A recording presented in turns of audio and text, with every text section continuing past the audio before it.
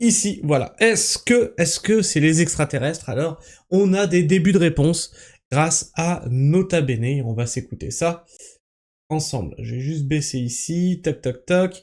Donc Nota Bene, les nouvelles théories. Est-ce que l'histoire a avancé rapport à l'île de Pâques? Eh bien, on va voir ça ensemble. C'est vous. Ah, c'est vous qui l'avez demandé. Ah, mais moi, je fais ce que vous me demandez, les gars. Hein. Mes chers camarades, bien le bonjour. On dit qu'une image vaut 1000 mots, et ça tombe bien parce que l'histoire est bourrée d'images, d'icônes et de symboles qui sont très parlants. L'aigle de Rome, l'imprimerie de Gutenberg, ou 3 pyramides côte à côte, tout de suite ça évoque plein de trucs qu'on sait. Mais est-ce qu'on sait ou est-ce qu'on croit qu'on sait? Tiens, par exemple, Ben, on croit qu'on sait parce qu'il y a déjà Grimaud qui a dit que les pyramides c'était pas vrai et que lui il sache. Merde, j'ai une poussière prenez dans les l'œil. Moai, ces grandes statues de pierre de l'île de Pâques. Dès qu'on voit cette forme assez iconique, eh bien on pense petite île perdue, déforestée par des habitants disparus, qui ont monté ces statues et provoqué Ouais, hein, Maggie, hein, c'est fou ces yeux là. Mais c'est des yeux. Je me pose toujours la question, c'est ses yeux naturels ou il met des lentilles? C'est pas possible d'avoir des yeux aussi bleus. Moi, j'ai les yeux bleus, mais j'ai pas les yeux aussi bleus que les siens. la chute de leur civilisation. Mais est-ce que ce récit populaire qui a été répété à coups de livres et de documentaires, il est vrai? Est-ce que tout a été dit sur l'île de Pâques? Eh bien, au vu de l'actualité, figurez-vous que non, et il y a même 3 mystères majeurs de l'île qui sont en train de vaciller. Et en parlant de mystères qui vacillent, eh bien, sachez que je viens juste de sortir mon tout nouveau livre du four, Les Pirates, qui vient lui aussi ébranler vos certitudes sur ces canailles des mers. C'est un livre qui a eu un gros succès en financement participatif. C'est fou hein, aussi là tous ces youtubeurs qui sortent des bouquins. Et en vrai, parce que j'en connais qui m'ont envoyé des bouquins, et en vrai ça rapporte pas tant que ça. C'est-à-dire que ils ont avec l'éditeur, ils ont une somme qui leur est donnée, c'est pas si haut que ça. Hein. Alors ça doit dépendre aussi de l'influenceur, c'est pas si haut que ça. Et ils ont ça tant que le volume de vente n'a pas dépassé ce montant-là, donc c'est-à-dire leur partie hein, qui leur est réservée. Et après, par bouquin, c'est quelques euros qu'ils ont. Par bouquin. C'est 3 fois rien. Maintenant, il sort en librairie en format beau livre avec des magnifiques illustrations, des cartes, du tonnerre.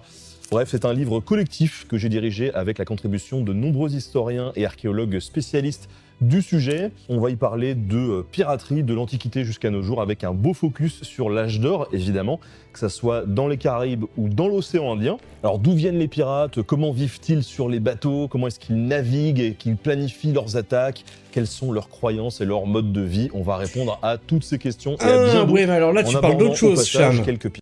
Parce que là, on parle d'un bouquin qui a été auto-édité et balancé sur Amazon. Donc en gros, tout lui revient dans la poche.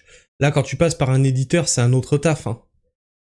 Parce que déjà, tu as une relecture, tu as une mise en page, etc. Donc ça coûte de l'argent. Hein. L'éditeur, il doit bien se payer là-dessus. Ensuite, faut parce que quand tu passes sur Amazon, t'as l'impression, mais c'est pas la même impression que quand tu passes par un éditeur, avec la couverture, etc. Tout est choisi pour que ça impacte bien. C'est pas du tout la même chose, c'est pas du tout la même qualité, on parle de deux choses complètement différentes. Hein. C'est comme si je te vends un bouquin que j'ai écrit sur machine à écrire, et puis tu te démerdes avec ça, tu vois. Bah forcément, tout me revient dans la poche. Mais non, là, c'est pas du tout la même chose. Et justement, faire attention avec ces trucs auto-édités, parce que, bah comme c'est pas des écrivains à la base, bah la mise en page c'est pas ça, les paragraphes c'est pas ça, les fautes d'orthographe, imagine si moi j'écris un bouquin avec toutes les fautes que je fais, ce serait une catastrophe. Pirates célèbres hein, qui ont des histoires absolument épiques. L'ouvrage est en vente absolument partout, dans les librairies, en magasin type Fnac ou Cultura, et sur internet, hein, sur tous les sites de vente en ligne.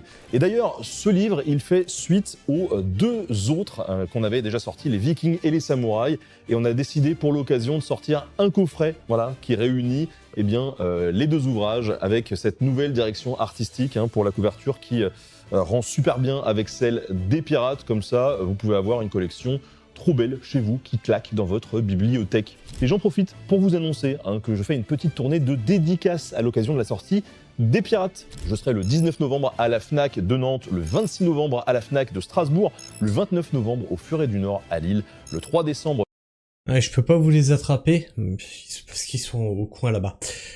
Mais par exemple, tu vois, ça aussi, ça me gonfle. Ça, c'est le bel objet. C'est une édition qui claque, qui est trop belle. J'ai la collection de Vivre avec la Terre, qui a été écrit par les maraîchers du Bec et Loin. Bon, bah, c'est des beaux bouquins, quoi. C'est tout. C'est tout. T'as une encyclopédie comme ça, tu n'apprends rien dedans. Tu n'apprends rien. Pour de vrai. C'est juste beau. Chez la librairie Mola à Bordeaux et enfin le 7 décembre chez moi à Tours à la boîte à livres. Je vous mets toutes les infos en description avec les horaires et le reste. En tout cas, j'ai trop hâte de vous voir et on retourne à notre île de Pâques tout de suite. Si l'endroit est connu, on va quand même faire une rapide présentation des lieux pour commencer. L'île de Pâques, ou Rapa Nui, est située dans l'océan Pacifique Sud. 70 km de littoral, 24 km de long, à peine... Et comme de par hasard, hein, vous avez vu? Comme de par hasard, l'île a la forme d'un triangle. Triangle Illuminati, comme de par hasard. Et je suis sûr qu'au centre, là, ils ont fait un cercle. C'est l'œil qui voit tout. Tout est lié. Nous sachons. Nous avons la véritude. Comment ça se fait que ça, ils l'ont pas relevé, hein? Tous les théoriciens, que ça faisait un triangle. Moi, je vois, moi. Moi, j'ai l'œil qui voit tout, moi. Océan Pacifique Sud. 70 km de littoral, Nous sachâmes, 24 km de long, à peine 164 km². C'est un peu l'équivalent de notre île d'Oléron. Et en plus d'être toute petite, Rapa Nui est une des terres habitées les plus isolées du monde. La minuscule île la plus proche, Pitcairn, est à 1900 km. Et le... Alors déjà, tu vois que ça ne colle pas du tout à l'histoire que le vieux nous a racontée la dernière fois sur Mystère. Non, regarde, ils étaient sur le continent et ils ont fui pour à cause des guerres. Et du coup, ils se sont retrouvés sur cette île-là. Ça en fait des milliers de kilomètres pour rejoindre l'île. Parce que tel qu'il nous le racontait, c'était à une centaine de bandes, tu vois, ils faisaient le voyage à la rame. Non, ça a pas dû trop se passer comme ça.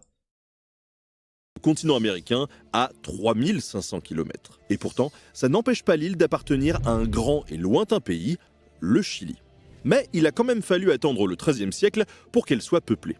Elle abrite alors une civilisation exceptionnelle, mais qui reste coupée du monde pendant plusieurs siècles, jusqu'à l'arrivée des Hollandais en 1722. Et là, que découvre-t-on? Des géants de pierre, les fameux Moai. Ils attirent le tourisme de masse, mais aussi les archéologues de tout poil qui veulent comprendre cette mystérieuse Mais ça, je savais pas ça qu'ils étaient posés sur une espèce de plateforme comme ça, là. Il me semblait qu'ils étaient enterrés, moi, les machins. civilisation. On se pose 3 questions majeures. D'où viennent les habitants de l'île de Pâques? Comment transportaient-ils ces gigantesques statues? Et surtout, comment leur civilisation a fini par s'effondrer? Et là, bonne nouvelle, sur ces 3 sujets, il y a du nouveau. Allez, on commence par l'origine des autochtones. On pensait pourtant que le sujet était définitivement clos.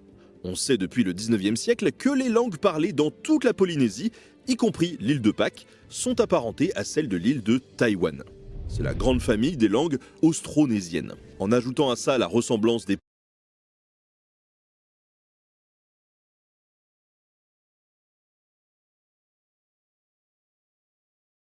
Donc on a la réponse du vieux qui se disait non, on n'a pas traduit, on sait pas, non, on sait pas, c'est des hiéroglyphes. C'est peut-être une langue extraterrestre. Bon, ben, déjà, voilà, on sait quel langage il parlait. Et lui, il a utilisé des ordinateurs super puissants pour traduire, et il savait pas. Putain. Poterie, des bateaux et de nombreux éléments culturels, on a des preuves très solides que les îles du Pacifique ont été peuplées par l'Ouest depuis l'Asie. Enfin, il y a quand même un hic. À 4000 km de Tahiti, plus proche du continent américain, l'île de Pâques est très excentrée par rapport au reste de la Polynésie. Et puis, elle a ses moai, ces statues qui ne ressemblent à rien de connu dans le Pacifique. Oula, attends, l'île, elle se trouve à 4000 bornes du point de départ? Putain, bah ils aimaient naviguer, hein. Du coup, certains commencent à douter. Est-ce que par hasard, des Incas du Pérou auraient contribué au peuplement de l'île de Pâques? Est-ce que c'est l'Amérique, plutôt que l'Asie, qui a influencé cette civilisation? Cette théorie a notamment été soutenue par Thor Heyerdahl, un célèbre aventurier norvégien qui a voulu prouver que le voyage était faisable depuis l'Amérique du Sud. En 1947, avec 5 autres hommes d'équipage, il embarque sur le Kon-Tiki, un navire de rondins fabriqué spécialement pour l'occasion. Le but, c'est de partir du Pérou pour rejoindre l'archipel des Tuamotu. Après 101 jours de navigation, l'expédition est un succès. Donc, en théorie, avec la technologie disponible en Amérique du Sud à l'époque, L'expédition est un succès. En sachant d'où tu pars et où tu vas. À l'époque, ils naviguaient à peu près au pif. Ils savaient pas s'il y avait une terre là-bas au bout. Enfin, je sais pas, c'est peut-être moi qui me trompe, hein. Mais là, tu pars avec un avantage, c'est que tu sais où est ton point d'arrivée. Et en plus, j'imagine que t'as toute une équipe pour t'encadrer au cas où il y a un problème. Que eux, à l'époque, ils avaient pas non plus. C'est-à-dire qu'il leur arrive un problème en cours de navigation, c'était tant pis pour eux. Ouais, donc ouais, c'est faisable. Faisable. Mais est-ce qu'on s'y serait risqué précolombienne, c'était possible de suivre cette route. Sauf qu'un tel exploit, c'est très impressionnant, mais ça prouve pas grand-chose, hein. En histoire, c'est possible, ça veut pas dire que ça s'est produit. En fait, à part un épisode très flou qui a été rapporté par des chroniqueurs espagnols, on n'a aucun... Oui, Sophie, oui, ils se guidaient avec les étoiles, oui, c'est sûr et certain. Mais ils se guidaient pour aller où? Là, ils savaient pas qu'il y avait cette île qui était là, à cet emplacement précis, là, quand ils partaient. Une source écrite qui nous parle de voyages précolombiens dans l'océan Pacifique. Ok, les premiers Européens qui ont abordé la côte de l'actuel Équateur ont vu des bateaux assez grands. Mais il semble que les gens du pays ne s'aventuraient pas loin des côtes. Par exemple, l'archipel des Galapagos est situé à moins de 1000 km du rivage, et pourtant, il n'a jamais été peuplé avant le XXe siècle. Donc a priori, la théorie des Incas qui peuplent l'île, on oublie. Mais attention à ne pas tout enterrer trop vite, car en face, au contraire, on sait que les Polynésiens voyageaient très loin. Ils ont construit de très grandes pirogues, appris la navigation grâce aux étoiles, peuplé de nombreux archipels et transmis leur langue partout où ils sont passés. Il y a donc peut-être un contact entre les deux civilisations. C'est en atteignant la côte américaine, il y a environ 1000 ans, que les Polynésiens ont ramené la patate douce. Encore mieux, pour désigner cette plante, ils utilisaient même un mot péruvien. Ça prouve que ces populations ont échangé de la nourriture et appris quelques mots. On a d'ailleurs une vidéo de Passé Sauvage sur sa chaîne YouTube qui en parle plus en détail et je vous la recommande vivement. Bon, ça c'est réglé, l'île de Pâques elle a été peuplée par des Polynésiens qui sont allés jusqu'en Amérique, et c'est ce bref contact qui a eu quelques influences. Mais c'est pas fini, parce que on a eu plusieurs études récentes qui nous montrent qu'en fait, ce contact, il a pas été aussi bref que ça. Dans l'ADN des habitants de l'île, 6 à 8% du génome vient des populations amérindiennes. Pas de chance, la réduction extrême de la population de l'île au 19e siècle a fait perdre beaucoup d'informations génétiques. Donc, les archéologues ont du mal à dater ce métissage, mais ils penchent pour 1280-1495. C'est les 3 siècles qui ont suivi le peuplement de l'île, donc c'est bien avant l'arrivée des Européens.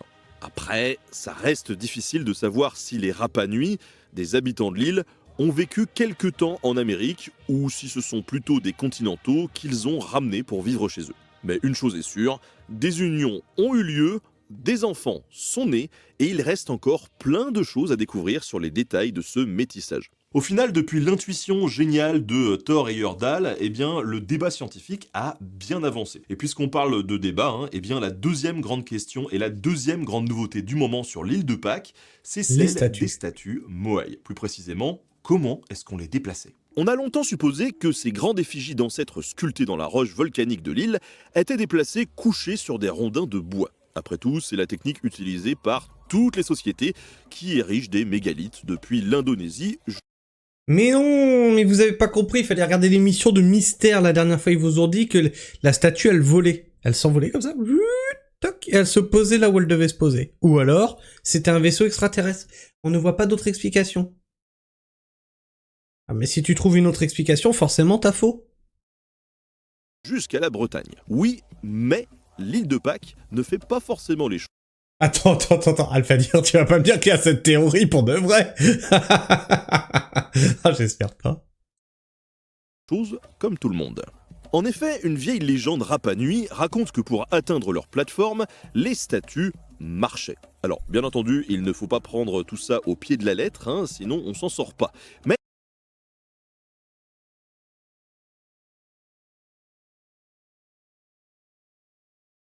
Il nous l'avait dit, ça aussi, hein, qu'elle marchait. Il avait raison. Oh, le vieux con.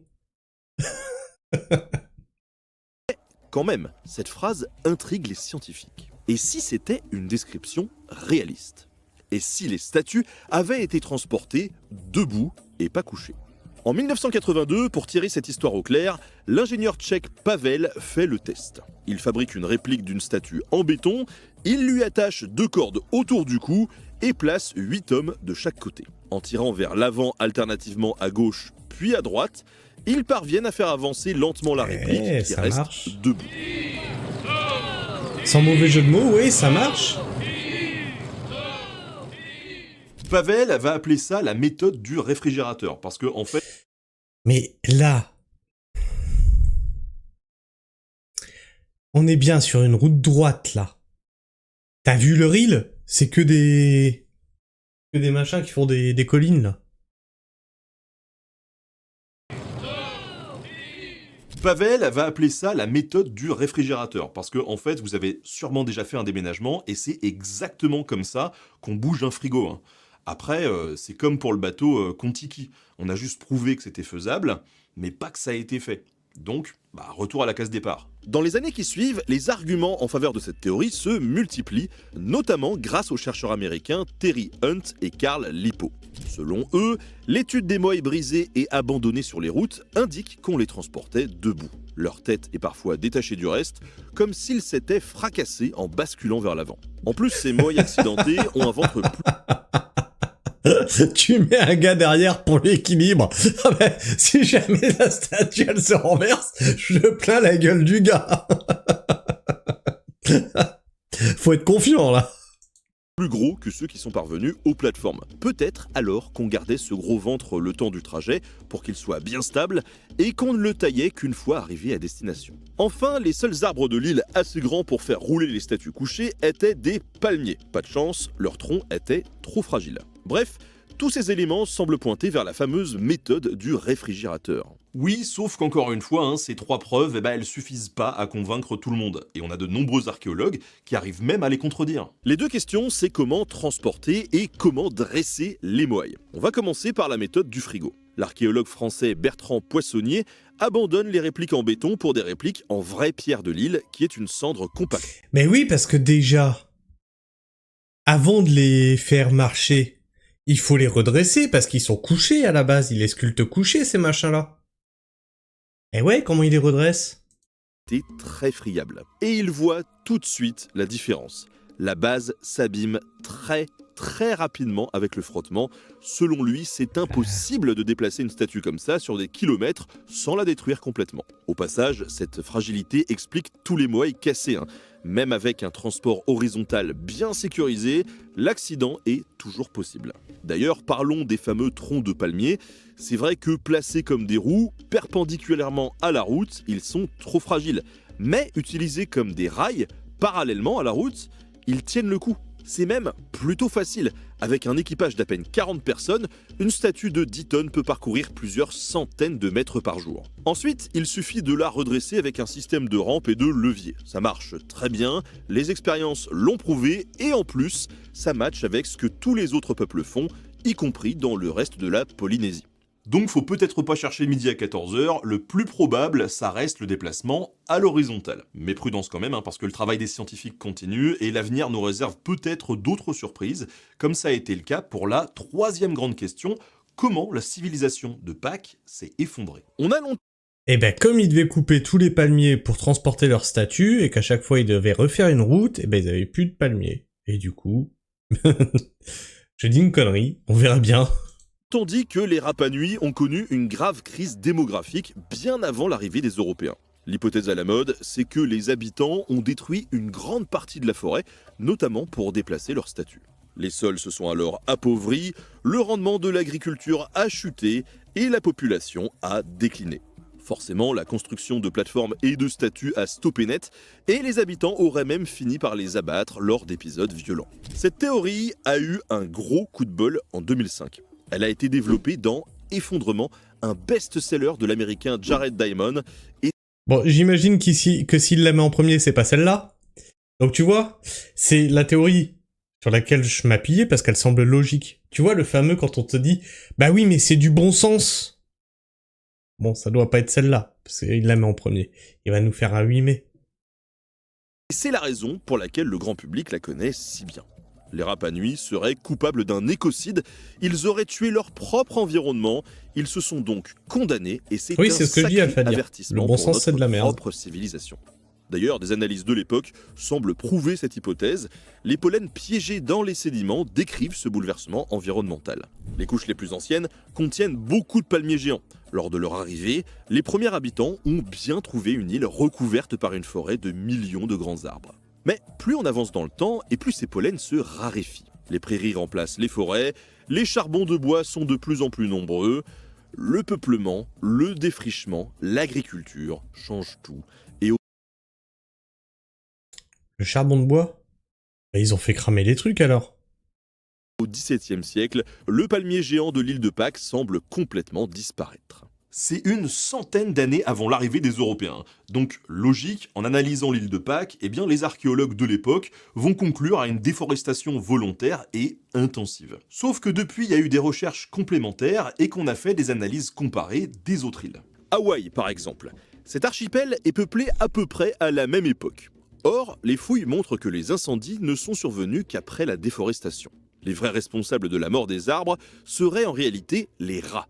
Arrivés dans les bateaux des Polynésiens, ils se sont disséminés sur les îles et ont mangé les noix de palmier, empêchant complètement la reproduction des arbres. Un phénomène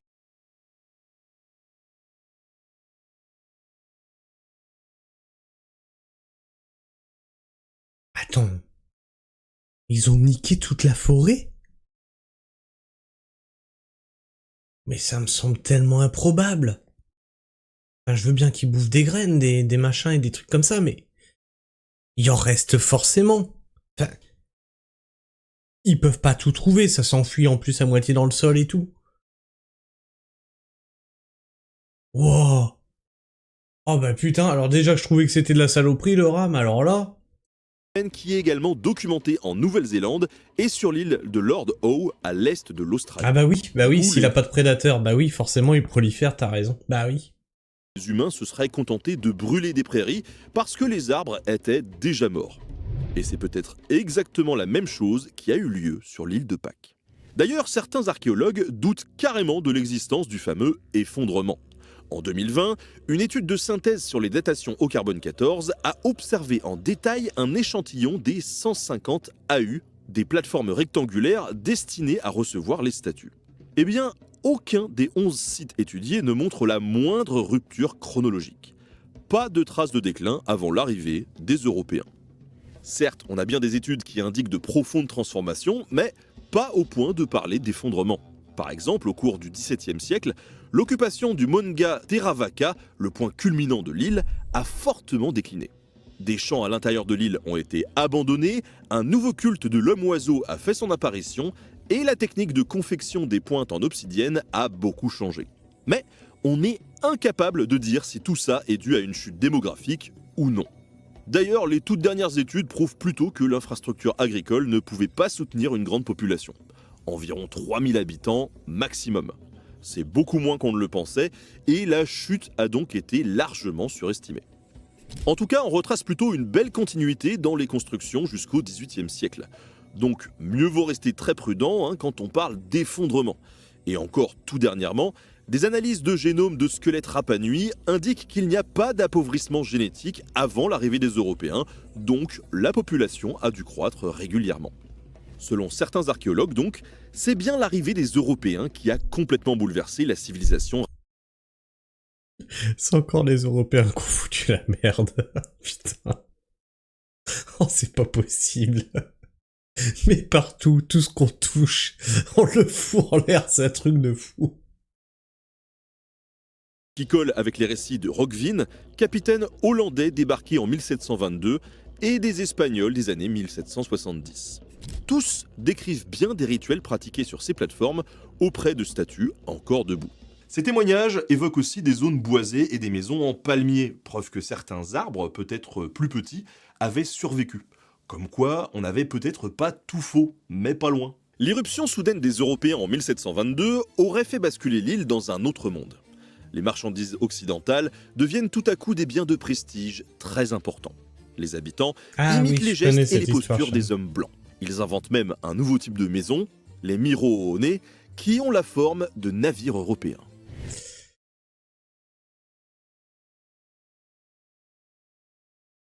C'est moi ou c'est une drôle de ressemblance avec les habitations vikings?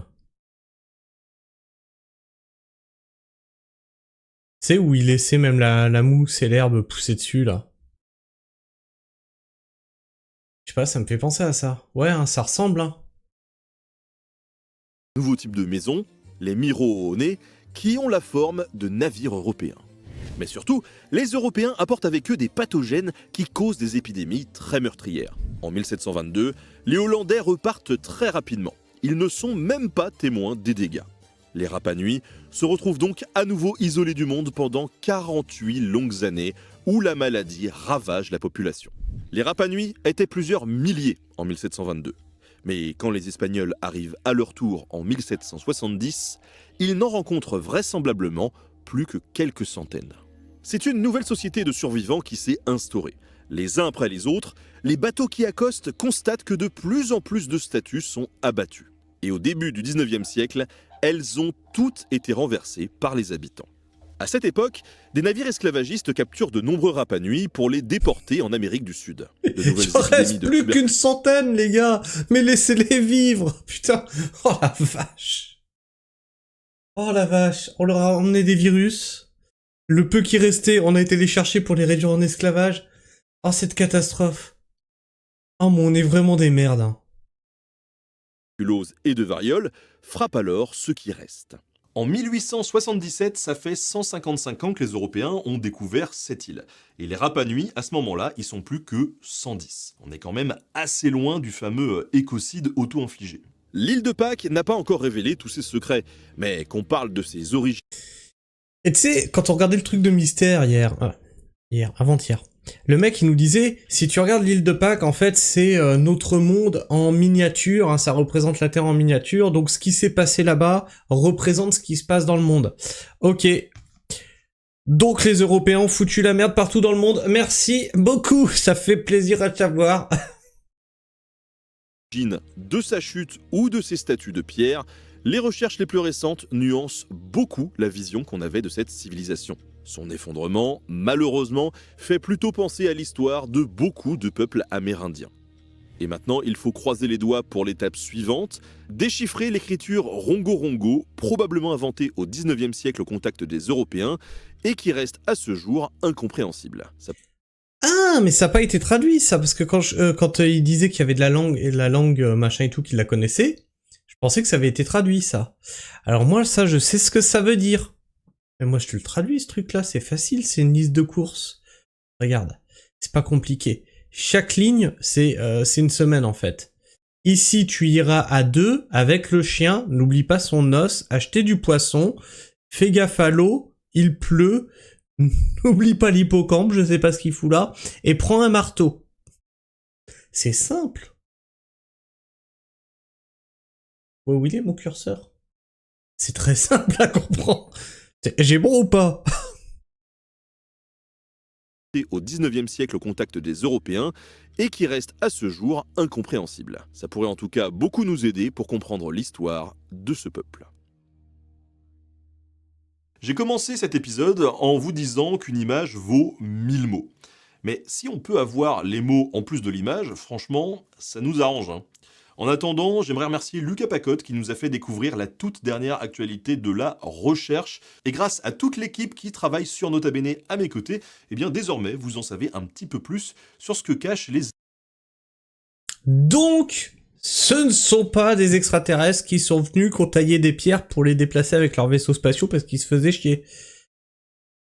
Par contre, on a quand même un peuple qui a réussi à partir en pirogue peupler les îles aux alentours. Alors je sais même pas comment qu'ils ont fait, hein, parce que tu pars dans la mer et t'arrives à trouver la terre. Je sais pas comment ils se sont démerdés. Parce qu'il faut quand même la viser, l'île, hein. Parce que tu pars avec 1 degré d'écart, tu passes à côté. Ils ont réussi à peupler toutes les îles aux alentours, et les Européens, quand on est arrivé, on a tout massacré. Oh, c'est magique, c'est magnifique. Alors, involontairement, hein, par le biais des virus, des maladies, tout ça, et après, volontairement, par le biais de l'esclavage. Aïe. Ah, ça fait mal, hein. Ça fait mal. Et ouais, donc vous vouliez que je regarde ça? Ah bah, ça me donne encore moins foi en l'humanité quand j'entends ça.